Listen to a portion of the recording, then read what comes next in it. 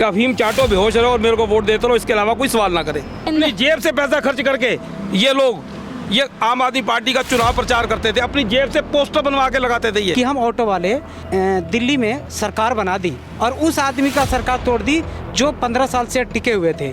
आज तक हमारे विषय में किसी ने काम नहीं किया सिवाय हमारे इस्तेमाल करने के। दिल्ली के अंदर में ऑटो रिक्शा 7.5 लाख रुपए का बिक रहा है। दिल्ली सरकार के पास में बनाने के लिए कोई अच्छी पॉलिसी नहीं है। और अच्छी तरह हम लोग वही फार्मूला बताएं हम लोग को कि कुर्सियाँ कैसी तोड़ी जाती है। क्या फार्मूला केजरीवाल बताएं? जी जी हाँ, ये सीक्रेट है, क्योंकि ना तो केजरीवाल जी बताएंगे ना तो हम आपको बताएंगे।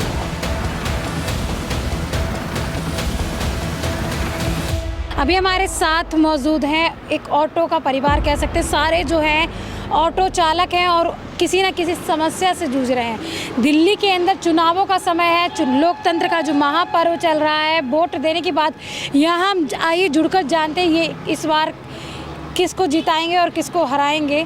आइए जुड़कर जनता से जानते हैं या ऑटो चालकों से जानते हैं उनकी क्या राय है। तो सर इस बार किसको वोट देंगे आप?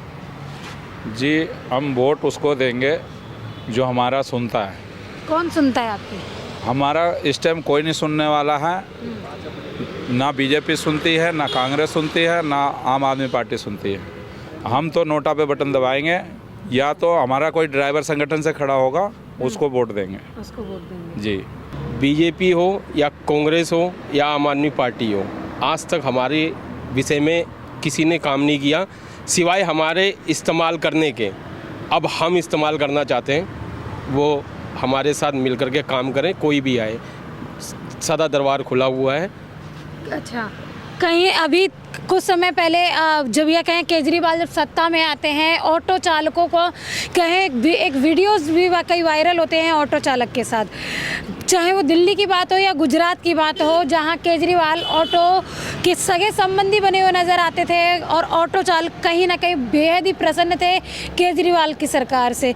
तो इस बारे में सर आपका क्या विचार है? देखिए, ये लाजमी है, दिल्ली में जिस तरह ऑटो वालों केजरीवाल को साथ दिया, केजरीवाल ऑटो वालों को भी साथ दिया, ऐसा नहीं कह सकते हम, इसको हम इग्नोर नहीं करते। लेकिन अभी की स्थिति यह कहती है कि जब ये आम आदमी पार्टी हम लोगों का साथ छोड़ने और छोड़ चुकी है, चूँकि हम संगठन के अंदर देखते हैं, युवा संगठन है, महिला संगठन है, मिनोरिटी वाला संगठन है, वो सभी संगठन है, पर ऑटो संगठन आम आदमी पार्टी में नहीं है। तो इससे दुख होता है, इससे यहाँ चोट होती है कि हमारा संगठन गया कहाँ। चूँकि पहले कई मीडिया इस तरह का हम देखे भी और करे भी, करके पूरा वर्ल्ड को हम लोग ने दिखाया कि हम ऑटो वाले दिल्ली में सरकार बना दी और उस आदमी का सरकार तोड़ दी जो 15 साल से टिके हुए थे। तो हम कुछ भी कर सकते हैं, इसमें दो राय की बात नहीं है। केजरीवाल हम लोग का साथ अगर नहीं देता है तो इनकी भी कुर्सियां हम लोग तोड़ने जानते हैं और अच्छी तरह हम लोग वही फार्मूला बताएं हम लोग को कि कुर्सियां कैसी तोड़ी जाती है। क्या फार्मूला केजरीवाल बताएं? जी जी हाँ, ये सीक्रेट है, क्योंकि ना तो केजरीवाल जी बताएंगे ना तो हम आपको बताएंगे। अच्छा सर, आप एक फ़ोटो दिखा रहे थे, वो फ़ोटो कौन सी फ़ोटो थी? मैम ऐसी तो पता नहीं, सैकड़ों हजारों फोटोज होंगी। दिखा दीजिए एक बार फिर भी फोटो दिखाना थोड़ा अजीब सा लगेगा। नहीं कोई बात नहीं, बिल्कुल। जब एक आम आदमी, आप इतने खास हैं केजरीवाल के, इतने पास होके खास होकर आप आज बहुत सारी समस्याओं को झेल रहे हैं, तो हम तो काफ़ी दूर की बात है सर। ये एक फ़ोटो है मेरी वाइफ और मेरे साथ। ये देखिए, ये केजरीवाल जी इस फ़ोटो के अंदर और ये इंद्रजीत जी हैं और इनकी वाइफ है इस फोटो के अंदर। ये है जन्मदिन मनाते हुए मेरा, इन्हीं के केजरीवाल जी आपका जन्मदिन मना रहे हैं? हाँ जी, अब इन्हीं के दफ्तर में हूँ मैं, इन्हीं के दफ्तर में हूँ मैं। और मैं ही क्या, हमारे सारे साथी जाते रहे हैं, पता नहीं सैकड़ों हजारों फोटोज होंगी हमारे। तो अपनी जेब से पैसा खर्च करके ये लोग ये आम आदमी पार्टी का चुनाव प्रचार करते थे, अपनी जेब से पोस्टर बनवा के लगाते थे। ये हम तो खरीद के लगाते थे पोस्टर इनका, ये वो आदमी है जो अपनी जेब से पोस्टर बनवा के लगाते थे। ये शंभू प्रसाद प्रजापति पिछले 12 साल से इस केजरीवाल सरकार में अपने ऑटो के लिए लड़ रहा है। ये इसका ऑटो छीन के रखा हुआ है, आज तक इनका ऑटो देने को कोई तैयार नहीं है। ये केजरीवाल सरकार है, ये आम आदमी पार्टी की सरकार है। तो ये केजरीवाल सरकार को क्यों दोष दे रहे हो बार बार? किसको दूं मैं, किसको दूं मैं? इसके लिए मोदी सरकार को बोलूं या मैं अमेरिका के राष्ट्रपति को बोलूं? किसको बोलूं बोलिए? किम योंग को बोल दूं कोरिया के, या पाकिस्तान को बोलूं? दिल्ली में रह रहा हूँ, दिल्ली का मालिक कौन? उन्होंने चैलेंज किया विधानसभा खड़े कि दिल्ली का मालिक मैं हूँ। मालिक हो तो इस गरीब आदमी को, इस आम आदमी को न्याय दो ना। ये इनका चेहरा दिखाओ सर, ये न्याय मांग रहा है पिछले 12 साल से और हम लड़ के थक गए हैं। किस तरीके से सर आपका क्या ऑटो छीना गया? ऐसा है, एक ऑटो है DL1RJ 1827, अच्छा, जो स्पेशल परमिट 5000 दिए गए थे 2001 में। उस ऑटो में ये क्या हुआ कि चालान के तहत इम्पाउंड हुआ है और उसका चालान का भुगतान 17/10/2015 को कर दिया गया।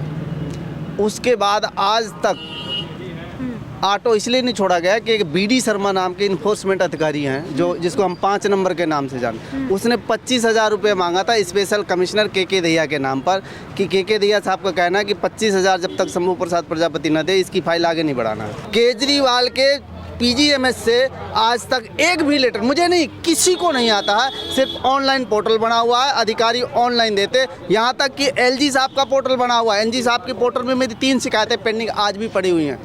कोई कुछ नहीं कर रहा, अधिकारी कुछ नहीं जवाब देने को। उनके पास जाओ, क्या करें साहब? हम तो भेज रहे हैं, उनको रिमाइंडर भेज रहे हैं। आप कितने खुश हैं किस सरकार से? जो केंद्र में सरकार है उस सरकार से भी खुश हैं या जो दिल्ली के अंदर सरकार है उससे खुश हैं?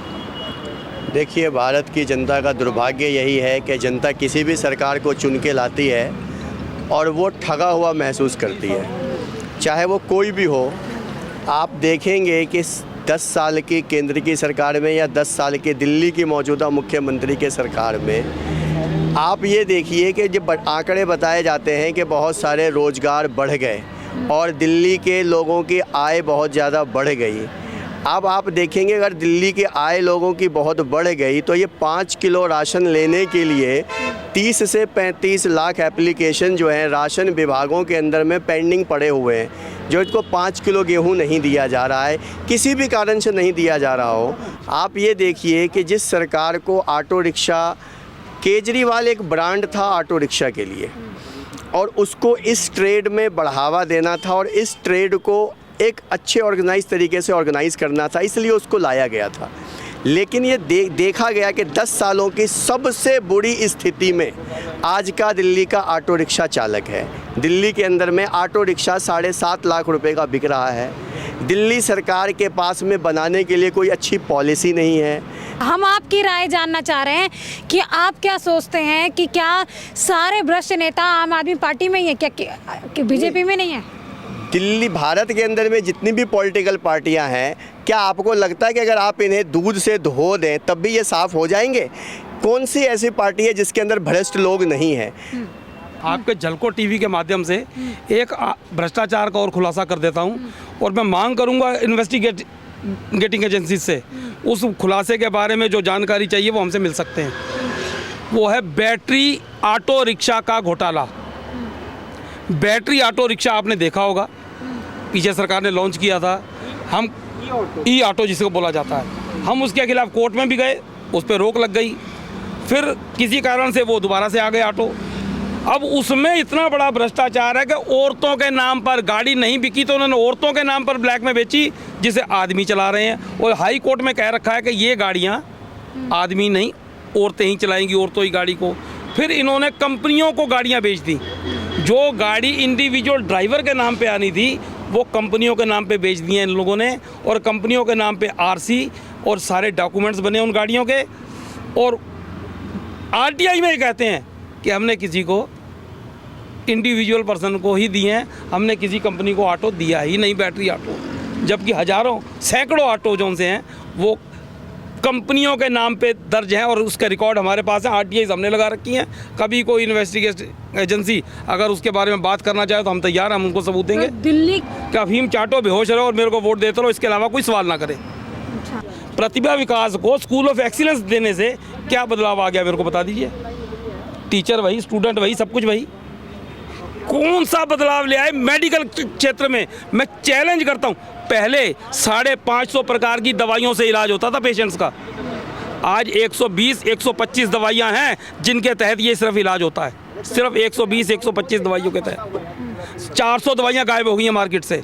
आपने देखा हो घोटाला ये भी खुला है। मोहल्ला क्लिनिक भी तो दिए सर। मोहल्ला क्लिनिक में ही तो मैं बात कर रहा हूँ कि मोहल्ला क्लिनिक में एक ही आदमी ने हजारों बार टेस्ट कैसे करवा लिए। एक ही नंबर पे हजारों लोगों के टेस्ट हो गए। एक ही नंबर के ऊपर महंगे महंगे टेस्ट हो गए, एक ही आदमी के इतने टेस्ट हो जाते हैं। ये तो रिपोर्ट आई है ना, अभी जांच हुई है, इसका तो बाकी आने वाला। आप बिल्कुल जो पहले केजरीवाल के साथ थे आज एकदम खिलाफ हो गए। खिलाफ भ्रष्टाचार देख के खिलाफ हुए मैम, मेरे को दुश्मनी थोड़ी है, मेरी चाचे का पुत्र थोड़ी है वो, कि उसने मेरी ज़मीन बांट दी और मैं उनके खिलाफ हो गया। नहीं, बिल्कुल नहीं। मुद्दों से वो भटके, हम रास्ते से हटे। वो आज अपना आप कन्फेस कर लें कि हाँ मेरे से गलती हुई है और मैं दोबारा ऐसा नहीं करूँगा। हम पूरे ऑटो परिवार उसके साथ लगेगा। मैं चैलेंज करता हूँ, ये कन्फेस करें कि हमसे गलतियाँ हुई हैं।